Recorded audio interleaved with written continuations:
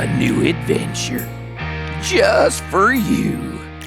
Three Cowboys and a Caveman Productions proudly presents Documinery with Pickaxe Paul.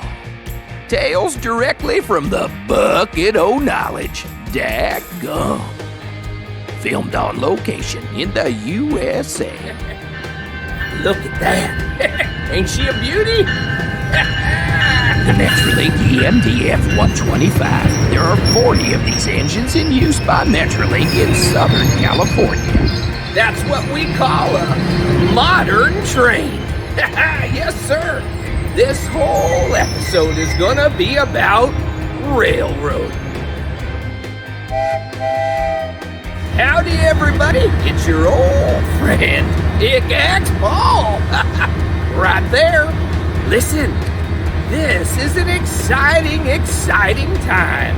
We're going to be talking about trains.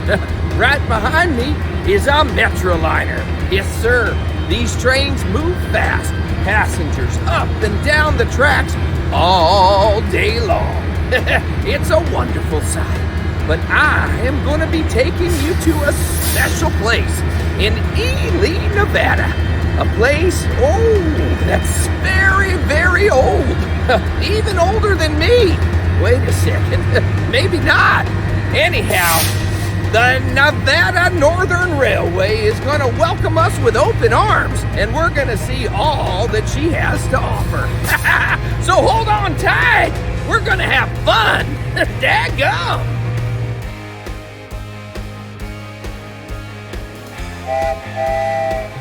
There it is, a pocket watch. Yes, sir. All the railroad personnel kept one of these on them so that they could keep the trains running on time and stay in sync with each other. Well, the signal behind me is green. Well, that means go, and that's where we're going. Down the tracks and headed to Ely, Nevada, because the pocket watch says it's time to go. Las Vegas, Nevada. It came into existence back in 1905, but the era of modern Las Vegas started its journey in 1941 with the building of the Flamingo Hotel. Our journey, however, will start from Las Vegas and meander about 4 hours to the northeast into the high desert mountains of Nevada. The drive takes you on a gradual climb through lonely desert roads to an altitude of 6,300 feet, where the town of Ely sits. Always check for travel advisories and make sure to bring plenty of water. Will you look at that? We've arrived. Let's head over to the railroad. Yes, sir. This here railway started serving the mines in this area back in the early 1900s. And I'm going to show you around. So hang in there. We're going to have some fun. Daggum. The NNRY is a pretty big place. Let's take a look around. You will find the main depot and railroad offices at 1100 Avenue A, right off Altman Avenue, the main street that cuts through the heart of the town. If you head down the tracks to the other end of the property, you will see the other buildings that make up the workshops and storage facilities. Now that we have a little better perspective of the property, do you see what I did there? Prospector-tive. Forget it. Anyhow, I'm gonna take you around to some of the buildings here on the property and tell you about the history of the railroad.